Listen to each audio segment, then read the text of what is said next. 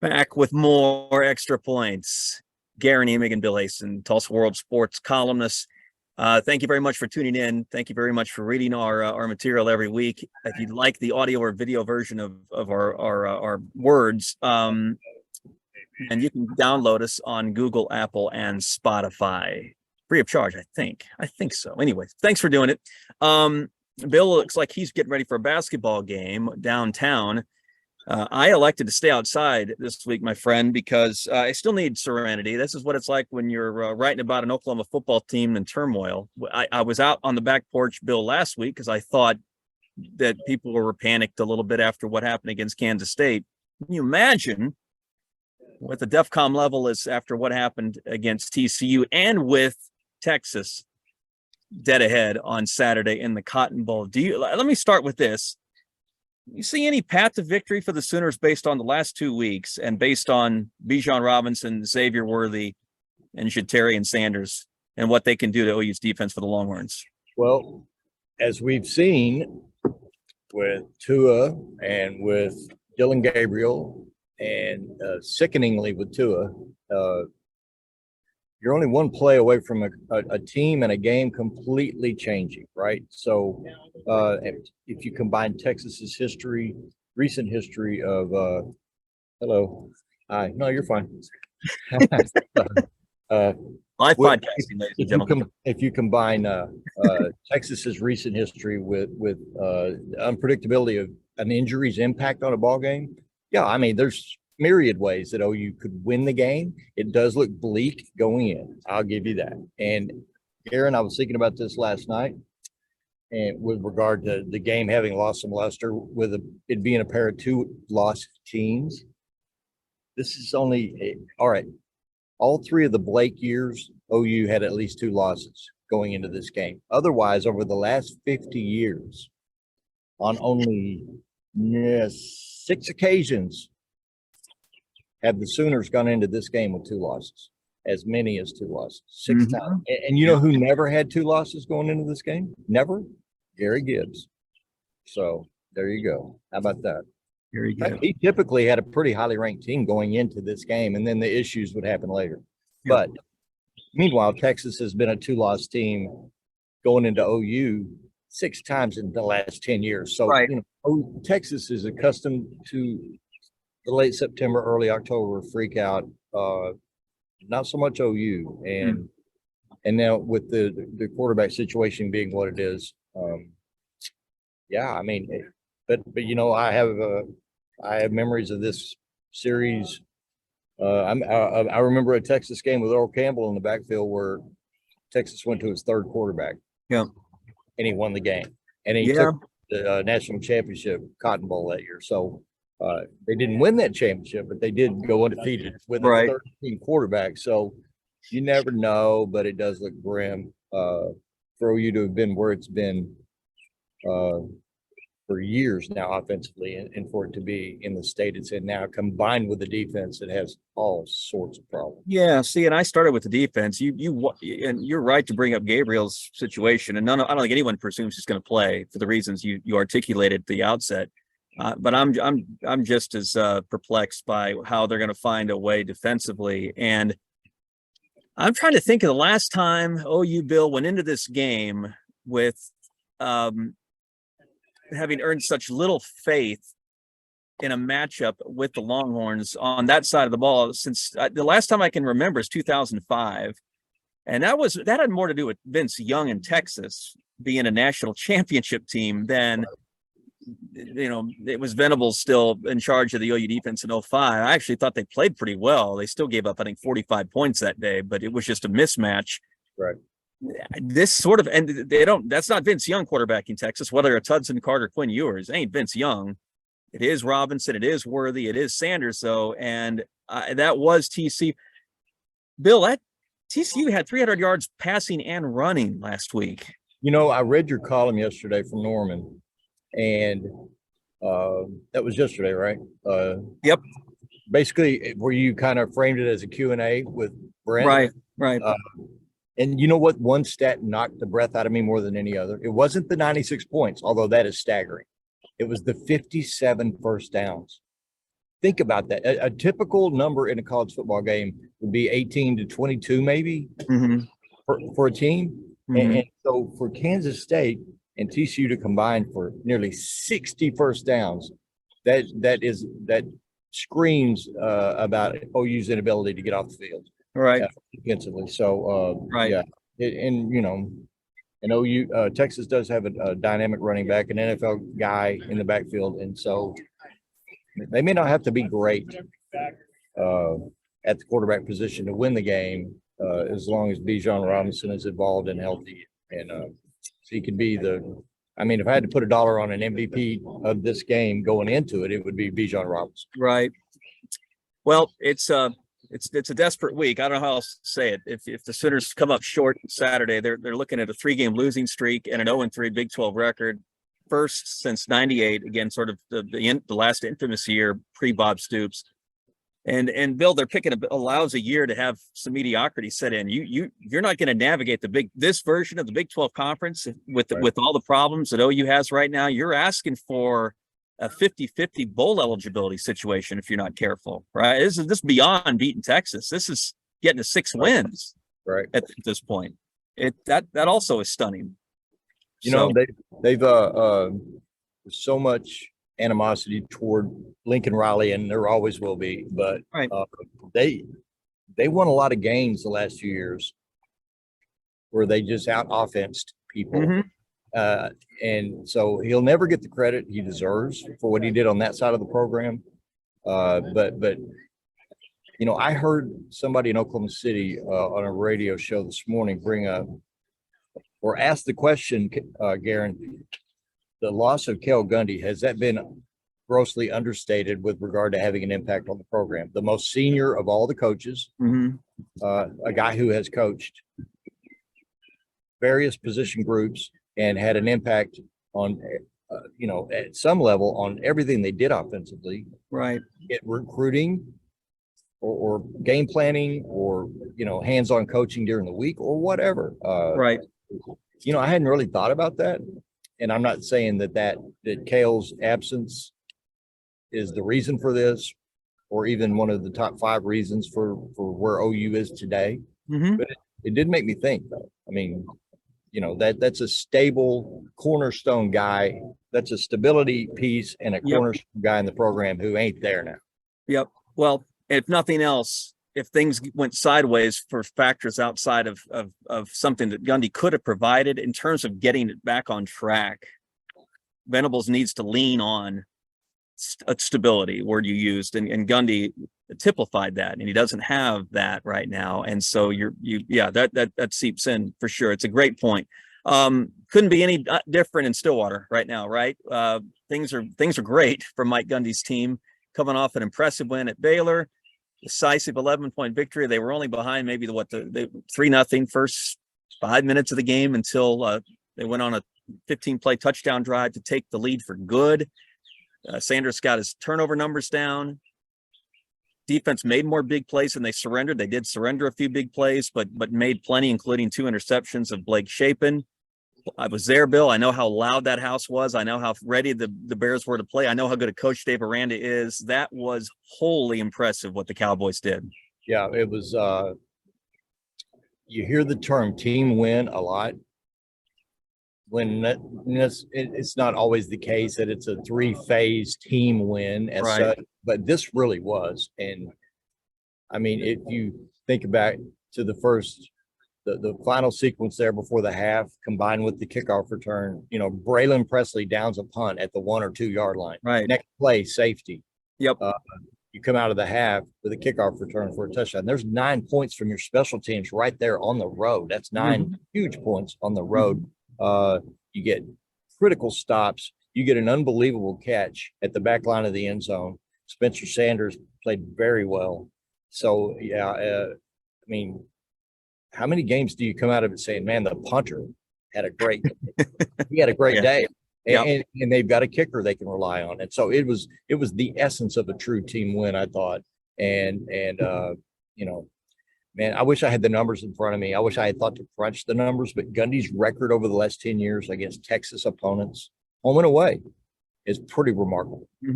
Now he's stumbled in Waco a few times, but for the most part, against, and then you could take it back to the pre-SEC departure Aggies. Gundy beat them the last 4 times he faced them in conference play. Now they beat him in the Texas Bowl, but and Mike beat Texas 5 times in a row in Austin. Nobody else has ever done that. He's had more success on that field than any other opposing coach.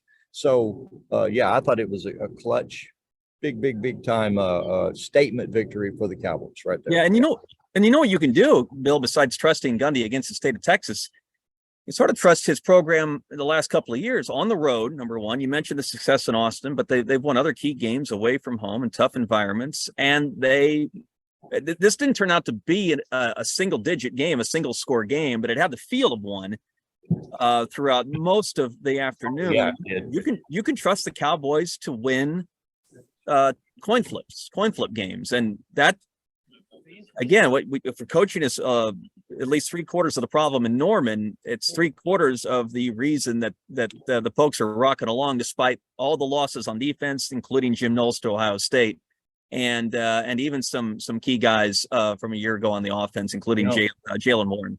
Right. I wish I had the media guide in front of me, but I mean, if you think about it, I might have. Certainly since 2008, I would draw the line at 2008, but Gundy Oklahoma State teams very rarely show up seeming to be unprepared and just laying an egg and getting the crap beat out of them. That doesn't happen very often. Right. It happened in Bedlam a few times, whether it was OU's superior roster or circumstances like Mason Rudolph's foot injury or whatever. It has happened in Bedlam a few times, but for the most part, it is a real rarity for a Mike Gundy team, home or away, to really lay an egg, play really poorly, and just get their butt kicked. It just rarely happens. And I just always harken back to his first 3 years on the job, and when I was on that beat, and they got their hearts ripped out so many times in road games that they should have won. Yeah. They had talent in some of those games. And so for him to have turned it so impressively and so, hey baby, Tulsa police K9. I don't think What, they sniffing your bag? The baby talk. Yeah, they're sniffing all the stuff. Yeah. Okay. You got a biscuit with you? I don't think you're supposed to baby talk to the police, dog. Yeah. I can't help it. He's a good boy. Those are beauties. Yeah. So no, it was a great trip for OSU and a great outcome. And in my mind, they're a top 5 team right now. Yeah, I don't think they're going to blow the doors off Texas Tech and Stillwater this weekend. I also don't think they're going to lose. And that's and then the Big 12, you're not looking for 40-point cakewalks, because I don't think you're going to get any this year. But you are wanting to feel comfortable going into a game, and I think this is about as comfortable as the Cowboys can feel going into a Big 12 game. We'll see.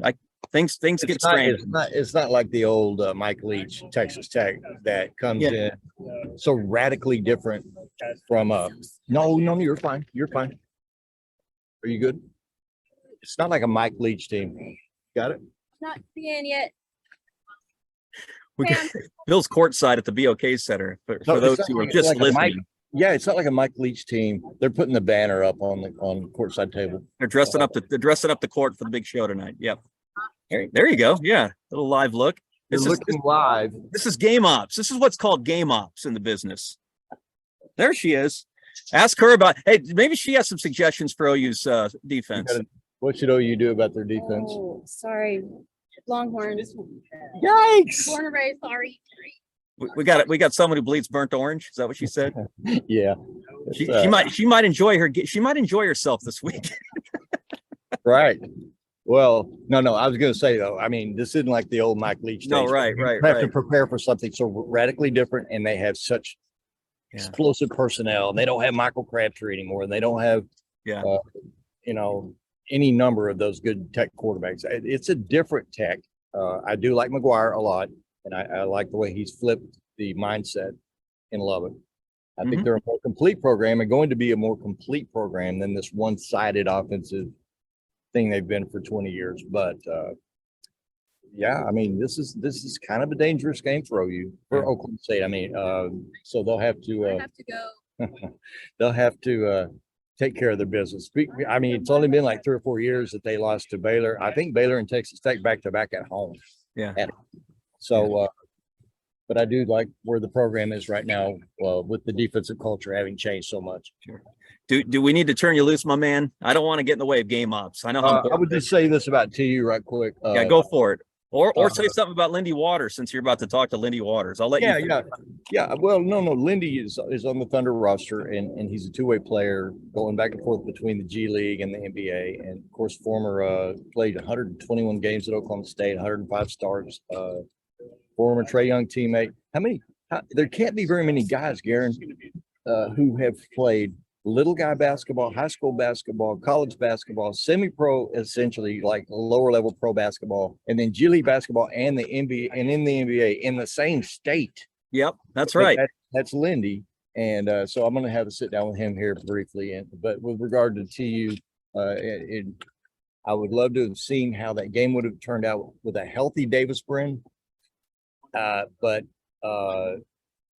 the inability to protect, that was a hard game to watch. Mhm. He took a beating, 7 sacks, and it was tons of pressures, and so and now they've turned around and have a talk about a change of pace, curveball kind of a game prep this week for Navy. Yep. But I got to just say, I mean, Cincinnati, I hear reports they played seriously dirty football the other night. Yeah. Oh yeah. Real. Well, I know it got chippy during and after the game. So. Well, yeah. But I mean, Jeremy Poplin reported some stuff that was just like, I mean, really that kind of crap at the bottom of piles. Oh yeah. Weird nonsense. And so, I kind of lose a little respect for Cincinnati in that regard, but you know what? They're really good. And they are clearly, I think, from a market standpoint, we'll see. From a football standpoint, they'll fit right into the Big 12. I think they'll be a solid addition from a football standpoint. Yeah, and hopefully the Cincinnati market gets on board and gets fired up about it. Yep. Yeah. I'm about to get. Sorry. No, you're fine. No. Bill's never had to work harder for a podcast. Let me just say, if you think he works hard filing copy for the Tulsa World, you don't know anything. Look at him. I wish I could find a ball. I'd get up some shots before this. You and Chet Holmgren can get up some shots together. Hey, poor Chet Holmgren. Yeah, that was I didn't think he was even going to be in town, and then right at I don't know if you've met our new photographer, Guerin. I have not. He's outstanding. And his name's Dan Schuler. But Dan was here with me yesterday, and we're standing right about where we are right now, or where I am, and look at the other end, and there's a 7-foot guy on a scooter. I'm like, Dan, there's your money. There's your money shot right there. And I don't know that the Thunder was terribly happy with us taking those pictures. But I mean, journalism, baby. That's just journalism. Amen. So yeah, it would be fun to have had Holmgren as a rookie this year, obviously, as a second pick overall, and presumably a big difference maker. But we'll have to wait a year on that. But yeah, I'll be sitting down with Lindy Waters here in a matter of minutes, and we'll get the Thunder here tonight at 7:00 against the Mavericks. All right. No SGA either, right? I mean, he'll be here, I presume, but he's if this were a playoff game, he'd play, I think. Okay. He's just got a sore knee. And what does he have to prove, really? Luka Doncic is going to play tonight. What does he have to prove? So yeah. All right. This is a game for guys lower on the roster to try to win a job. That's what it is. Yep. Well, what happened? Waters needs to go out and get 30 is what he needs to do back in Oklahoma. Yeah. I think though, because this game's played in Tulsa and there's a lot of Oklahoma State people, I think he'll get even more minutes than he typically would, and he'll get a lot of shots. And you know what? That's the most precious commodity in the NBA now. Is no doubt ability to hit a three, and he's a good 3-point shooter. And if he continues to improve on that part of his game, he could have a nice, long, lucrative run in the NBA. Okay. Thunder Mavs tonight, OU Texas Saturday, OSU Tech Saturday, TU Navy Saturday, You Oh, and I, yeah. you and I will be back next week to dissect everything that's coming up this weekend, and even work some high school football back into the show. There they are, getting the arena dressed up and shined up for tonight's matchup. There you go. There's- Yep. This doesn't just happen, folks. Basketball Boy, games. the BOK Center, a couple of years ago, Guerin, the BOK Center invested in a new court. And it's so much nicer than the old court. So they did a good job with this. And You before do. long, we'll have ice under this wood, and there'll be hockey here soon, and arena football, and You do need a basketball, man. I can't wander around an empty court without wanting to launch about 15 threes. I'm not afraid to get a bucket. I was going to say, you need to I just go don't have a out, ball. find you a round ball, and go.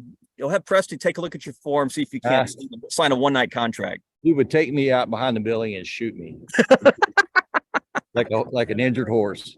All right, that's Bill Haisten. I'm Guerin Emig. This has been Extra Points. We'll do it again next week. Thanks for listening. All And right, Guerin. see you.